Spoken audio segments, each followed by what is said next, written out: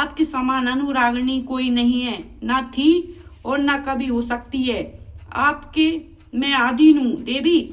आप मुझे पति बनाने का उद्देश्य मन में लेकर यही कठिन तपस्या कर की है। अंत आपकी इस इच्छा को पूरा करना मेरा धर्म है। देवी, मैं शीघ्र आपका परिग्रहण कर आपको अपने साथ कैलाश पर्वत पर ले जाऊंगा। देवती देव महादेव जी के इस वचन को सुनकर गिरिजानंदिनी पार्वती के आनंद का कोई सीमा नहीं रही। वे अनंत प्रसन्न हुई।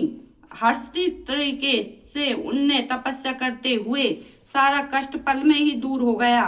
उनकी सारी थकावट तुरंत ही दूर हो गई। पार्वती अपनी तपस्या की सफलता और त्रिलोकीनाथ भगवत्सल महादेव जी के साक्षात दर्शन पाकर कृतार्थ हो गईं और उनके सभी कलेश पल भर में दूर हो गए।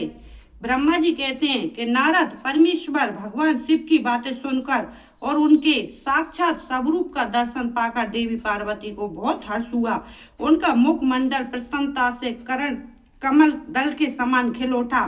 उस समय वे बहुत सुख का अनुभव करने लगी। अपने सम्मुख खड़े महादेव जी से वे इस प्रकार बोली कि हे देवेश्वर, आप सबके स्वामी हैं। हे प्रभु, पूर्व काल में मैंने अपने जिस प्रिय के कारण प्रजापति दक्ष के संपूर्ण यज्ञ का पालों में विनाश कर दिया था, भला उसे ऐसे क्यों बुला दिया। हे सर्वेश्वर, हम दोनों के साथ तो जन्म जन्मांतर का है। प्रभु, इस समय मैं समस्त देवताओं की प्रार्थना से प्रसन्न होकर उनको तारकासुर के दुखों से मुक्ति दिलाने के लिए पर्वत के राजा हिमालय की पत्नी देवी मैना के गर्भ में उत्पन्न हुई हूँ।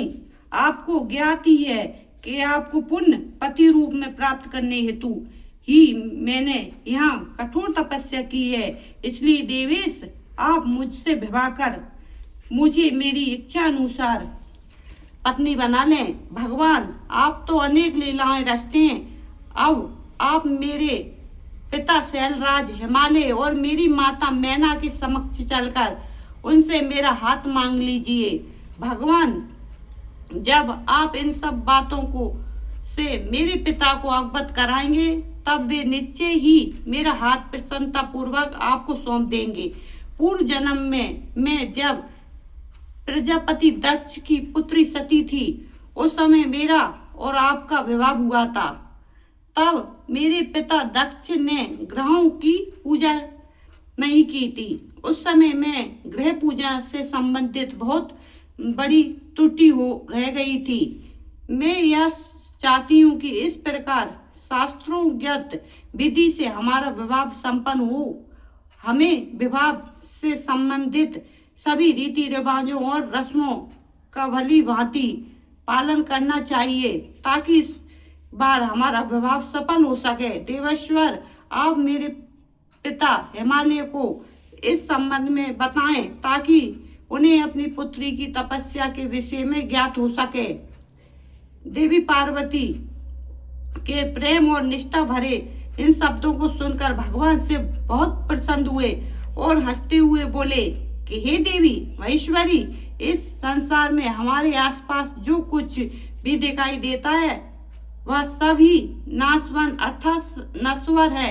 मैं निर्गुण परमात्मा हूँ। मैं अपने ही प्रकाश से प्रकाशित होता हूँ।